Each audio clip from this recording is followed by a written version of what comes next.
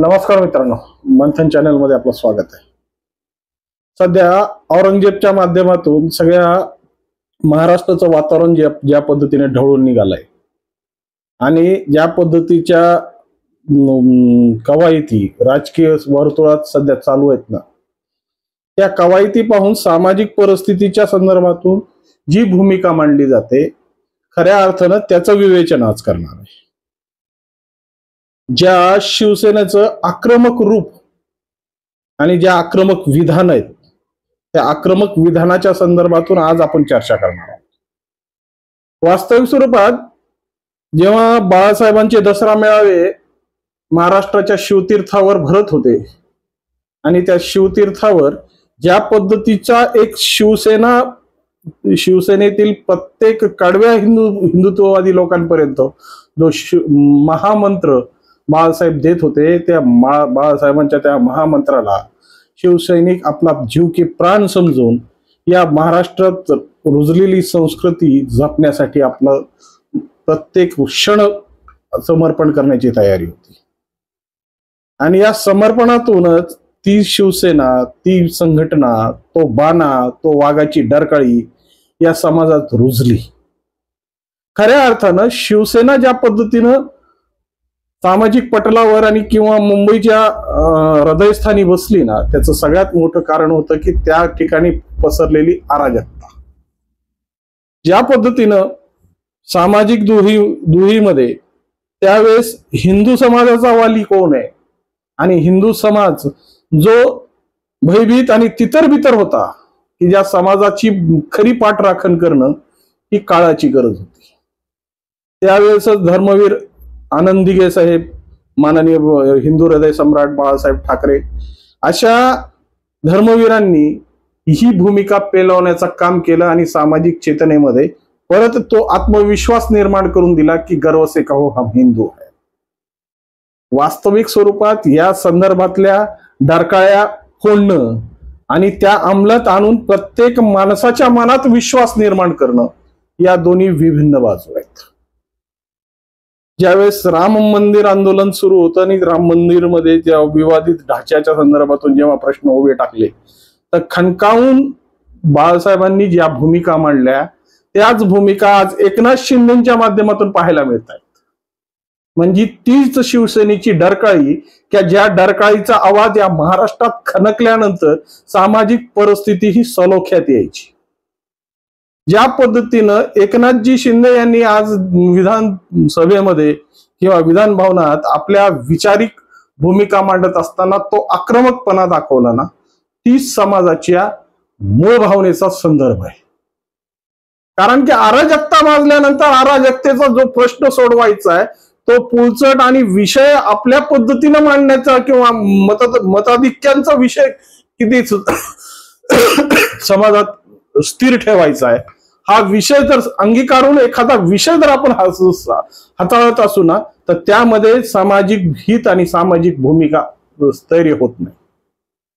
त्या भूमिकेत जेव्हा उतरायचंय तर शिवसेनेचा जो मूळ बाण आहे, शिवसेना म्हणजे तळागाळातला जो शिवसैनिक आहे की त्याला आजही जय भवानी जय शिवाजी ही घोषणा दिली की त्याच्या अंगातलं वीररस जागा होतो, त्या पद्धतीचा विषय आज पटलावर मांडण्यासाठी ज्या पद्धतीने एकनाथजी शिंदे पुढे आलेत ना, खऱ्या अर्थानं त्या शिवसेनेचा आज अभिप्रेत, तीच शिवसेना आज आम्हाला अभिप्रेत होत आहे।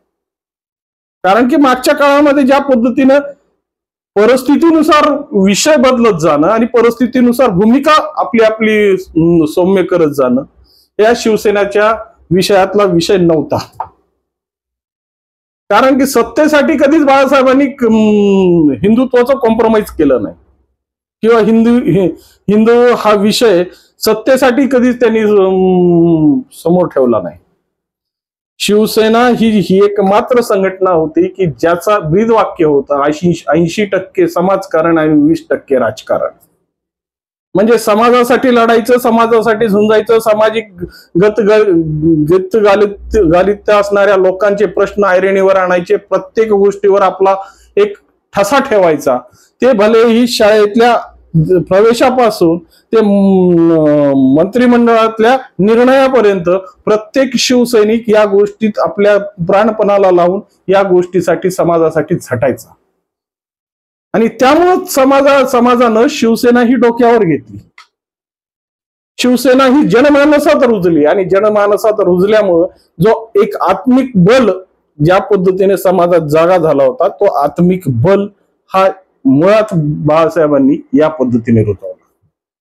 माननीय धर्मवीर आनंद दिघे साहेबांनी याला या पद्धतीने मातीत रुजवलं आणि असे शेकडो कार्यकर्ते निर्माण केले की त्या कार्यकर्त्यांनी आजही ती धुरा आपल्या खांद्यावर समर्थपणे पेलण्याची कसोटी सोडलेली नाही.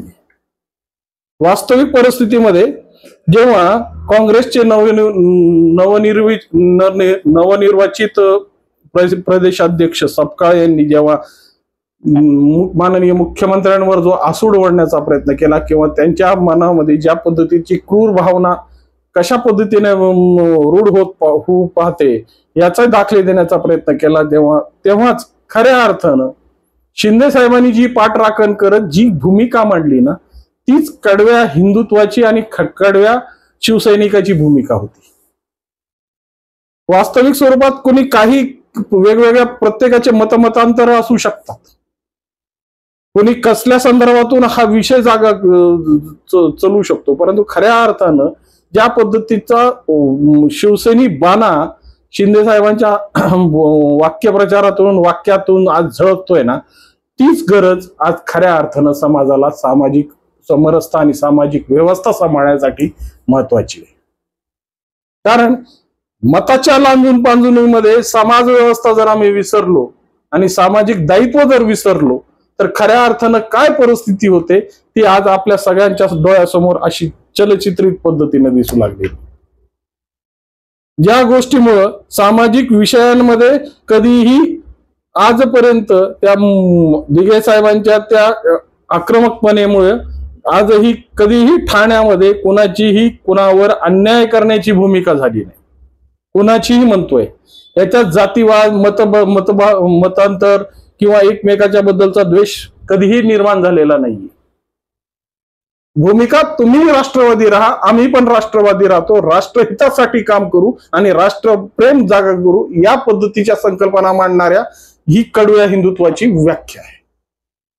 परंतु आम्ही ज्या पद्धतीनं एक विचार करतो आणि एक गोष्ट समोर येते की जेव्हा एक वाघाचं पिल्लू वाघाचा छावा जेव्हा शेळ्याच्या कळपामध्ये जातो तेव्हा शेळ्याच्या कळपामध्ये गेल्यानंतर आपोआप काही दिवसांनी त्या वाघाच्या छाव्याला जेव्हा ती शेळ्याची पद्धत अवलंबून त्यांच्यासारखं मिळायला लागतो ना तेव्हाच खरी शंका निर्माण व्हायला सुरुवात होते.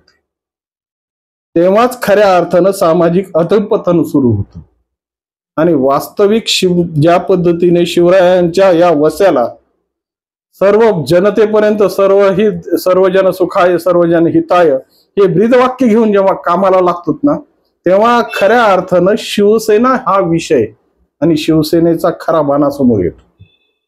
मग त्या कळपातल्या छाव्याला ज्या पद्धतीने मिनमिनायची सवय लागते ती मिनमिनाची सवय ही फक्त मताच्या राजकारणासाठी आहे की सामाजिक परिवर्तनासाठी आहे हे जेव्हा कळत नाही तेव्हाच खऱ्या अर्थानं सामाजिक गोची व्हायला सुरुवात होते.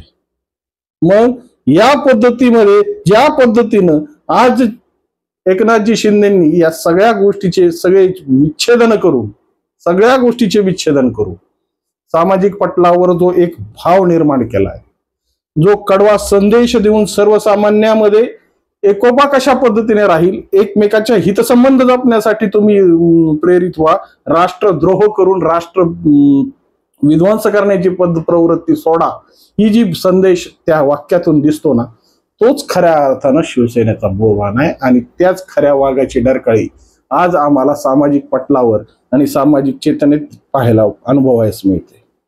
आणि हीच खऱ्या अर्थानं तो मूळ गाभा की ज्या बाण्यावर ही शिवसेना नावाचा जी वटवृक्ष उभा आहे त्याचा प्रत्येक पारंबी या महाराष्ट्राच्या प्रत्येक अभिन्न रक्तापर्यंत पोहोचलेला तो विषय आज खऱ्या अर्थानं मूर्त स्वरूपात समोर येऊन सामाजिक दायित्व आणि सामाजिक बांधिलकी जपण्यासाठी प्रेरित आहे. नमस्कार.